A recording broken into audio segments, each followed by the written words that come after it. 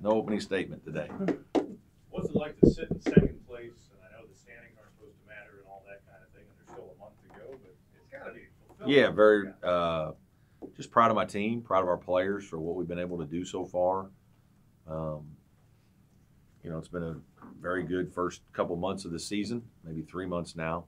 But understand there's a lot left, and just keep busy trying to figure out the best way for our team to play. I think we've done some good things here lately, trying to adjust with Dante's absence. Obviously, Gabe's played extremely well, so that's been helpful. But there's a long way to go, and still a lot to play for.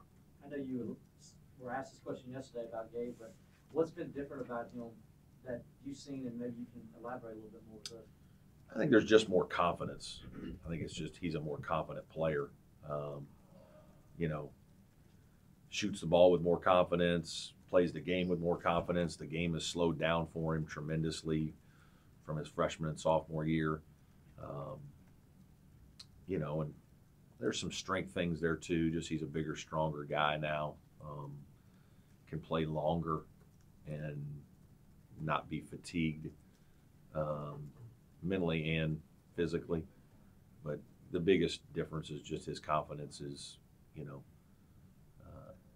at a very good level and has been really most of the season. I think it's kind of normal. I'm not surprised that he's had a very good senior year. He's been a hardworking guy for a long time and showed flashes of very good play. Just a little bit of consistency has always been the issue. And, now as a senior, I think he's really embraced all that we're asking him to do, and certainly he's being rewarded for that. Coach, after 3 games in less than a week, how much of a shot in the arm is this long break that you had?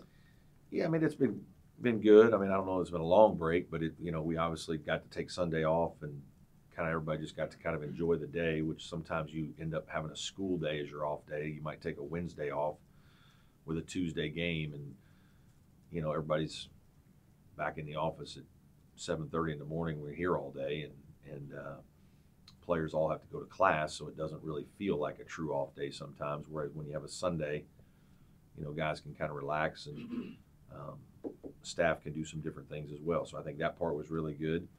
But we had a very good hard practice yesterday. We'll have another good hard practice today in preparation for Thursday, and it's what we need to do because we know we still need to improve. Did you make a conscious effort to go to Gabe and the other guards after Dante got hurt and say, hey, you have to step up and rebound and swing, or was it just something? Yeah, I don't know that we made any huge declaration. I think it's just natural that those guys were, somebody's going to get more of the shots, and some of them may come to those guys. Some of it's game to game based on what we see. We probably didn't go inside as much against Wake because of Durrell Moore, whereas we might do that in other games more often. But certainly, I just think that Gabe has found himself in a very good rhythm, and game flow. The last couple games we've had some open threes, and guys have been able to knock them down. Obviously, that's been a huge part of what we've been able to do. You've had a couple of guys get sick. How's your status right now? Is everybody 100%? Yeah, I think everybody's pretty good right now. We battled some. I guess Shelton really kind of had the flu almost. Everybody else has just kind of had colds, myself included, last week. But, as far as I know, leading into today's practice, everybody seems fine and healthy and ready to go. Mark, good to go? Yeah, I think he's fine and should be ready to go. This will be kind of a long question, but this is the season you've been waiting for. Everybody around here has been waiting for. Do you finally feel like with the facilities and the way recruiting is going that you've got this to the point where this can be sustainable? You're not going to, win 19 to 23 every year, but to where you can continue this role. Yeah, I think we're definitely in a better place, as a program than we were several years ago. Certainly the facilities part of it. I think, recruiting is improving every year, with some of it because of facilities, some of it just because of more people in the area getting to know our program consistently. And I think, we've shown enough flashes in some of the previous years. we've had seasons where we've won 10 ACC games before. This isn't like the first time we've ever had a winning record in our league, or been competitive into February. That people have always thought like they're pretty close over there, like they've done some good things. Certainly nothing to this level, but I do think that we are in a better position in terms of, because of our facilities and some of the momentum we've had to try to be able to sustain this a little bit. It's extremely difficult in this league, though. I mean, this league is just, there's always going to be a little bit of a cycle every once in a while with every program. There's just, when you have 15 teams, I think that's natural, and certainly feel like this team right now is playing really well. Coach, you've been able to beat Pitt the last couple of years, won at their place last year. How do you match up with them, particularly in the front court? Well, I mean, we have more experienced players, but I do think that their guys are really improving, and I think their team is improving. I think they play pretty doggone hard, and they're physical, strong bodies. Wilson Frame is a talented scorer. I think our interior guys need to play well.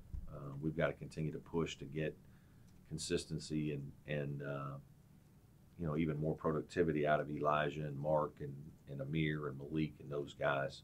And I think that, we understand that.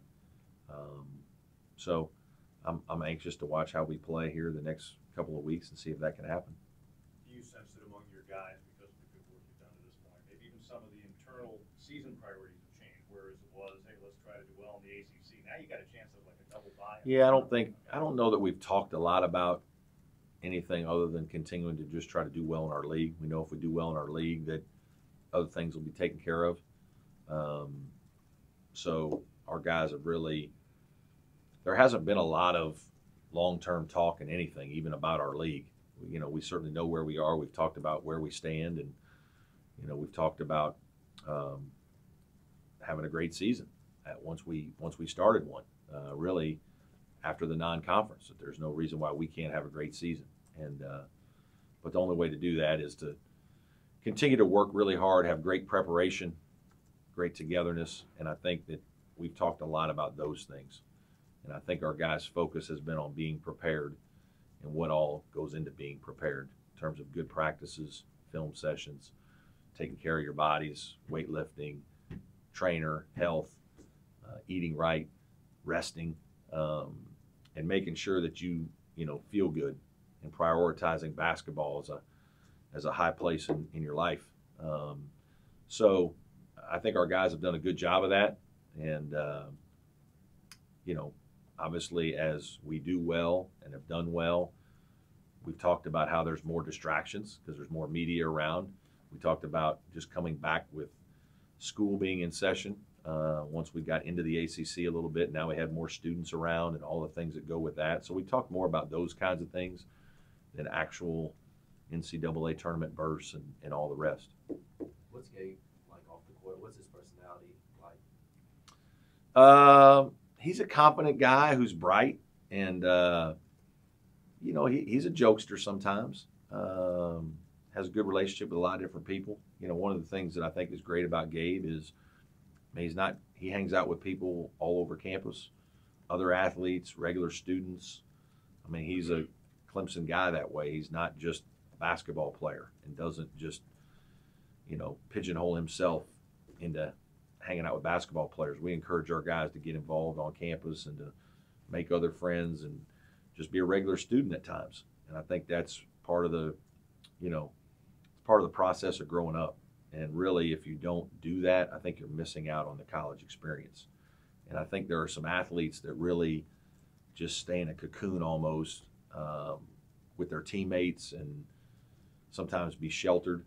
And I don't think that's not what we encourage. We encourage our guys to get out and meet other people and get to know as many different kinds of people from different places as you can. That's what I think really helps you grow. And Gabe is certainly one of those kind of guys. Like, he's a very friendly, confident person who's going to meet all different kinds of people, is not going to be shy. very confident in who he is. Raised from a great family, so he's been raised well to be outgoing and to learn and to do other things. And I think he's getting the full Clemson experience because of that. Did it surprise you that some of those North Carolina schools didn't recruit him as hard as you guys did in Wake Forest and did the recruiting process? Yeah, a little bit, but I mean, those are some of the elite level schools in our business, and you know, there's only so many guys, and you know, Gabe was a guy you had to look for a little bit. Like he wasn't on the premier AAU teams. You know, he was a guy that I actually saw. Maybe my assistants knew who he was and all that, but I saw him at an event and liked him, and came back and said, like, hey, here's a guy that I think's a good player. Like, his priority on our recruiting needs to change. He needs to become more of a high priority recruit. And once I started doing some investigating and our staff got involved in doing some investigating, you found out he was a great student, great family, you know, just up the road in Shelby. You know, those things, he really fit what we were about, and we felt like he fit Clemson. And so we recruited him really hard pretty quickly, and, you know, made a lot of progress pretty quickly, and fortunate to get him. Does that internal leadership kind of come out in him? It was an AAU event. Yeah. Sorry. No, go ahead. That internal leadership, you know, he was like his class president, like Yeah. all those years. Have you seen that? Yeah, some. And I've been hard on him about stuff like that some throughout his career, to be honest with you. He shows signs of it, but he hasn't always consistently jumped forward like that. Some of that is because it wasn't like we didn't have some personalities, stronger personalities ahead of him with Jerron and some other guys. And so I think, to be honest with you, I think guys like Gabe and Dante, you know, I won't say they were in the background, but they, you know, I don't think they felt like they were in that position. And it wasn't like Gabe hasn't been afraid to talk, or if you like, I ask a lot of questions in team meetings and wait for somebody to give me an answer. And Gabe will be a guy he's smart enough and confident enough to raise his hand and answer questions, but he was never been the guy to like maybe rally the team. And I think that's one thing that our staff knew, that even though we were losing Jerron and Avery and City and some good older players, we knew we had leadership in our program. We knew that Dante and Gabe were both leaders. And so there was never a doubt in our staff's mind that, like, we're going to have a problem, like, with these guys providing leadership. These guys actually were more than ready, and it was their turn. And I think that because of that, you know, we also felt like both those guys would have very good years. We felt like they're good players, they're good leaders, the right kind of leadership for the young guys that we have. So I think we were very confident as a coaching staff that these guys would do what they're doing. Speaking of Dante, he didn't make the trip Saturday, had his surgery. It's the first time in 4 years that, you know, Dante hadn't been on the bench. Are you proud of the way the guys responded without his presence? Yeah, we are. It was a little different for sure. You know, Dante is kind of a cheerleader, probably is what he wouldn't want me to say, but he's really a positive guy like that. I mean, he is genuinely, I've always said this, he's genuinely happy for other people's success. He's a guy who gives energy. He's an energy giver. He, you know, if things aren't going well, he won't be afraid to say something in a huddle or in a locker room. In fact, one year at Wake, he did kind of bounce up and say some things to help kind of support me in terms of getting our team to go.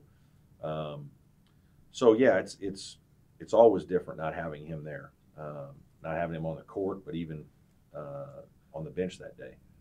So I was proud of the way our guys handled that. Probably have time for one more. If anyone has one. With the increased success, and that comes mounting external pressures, what are you doing specifically from a coaching standpoint to keep them Pressures focused? for me or for the players? Both, but also how do you keep them focused but kind of loose? And Yeah. You know, we talk about, we'll consistently begin to talk about things as we move forward. But I don't think we make a bigger deal out of it than it really is at this time. But, you know, we also don't put our head in the sand and never talk about where we are, what we have the opportunity to do and play for, and those kinds of things. I think there's just an honest dialogue with your team, to be honest with you, I think is one thing. But as important as that is, I think it's more important to make sure they understand why they're doing well, and reinforcing that the behavior of this kind of behavior is why we're doing well. And if we change that behavior, if we become overconfident and now we don't want to work as hard, or we don't want to watch as much film, we don't want to be as focused, our attention to detail is not as good, it's going to change. The outcome's going to change. And so I think it's a delicate balance.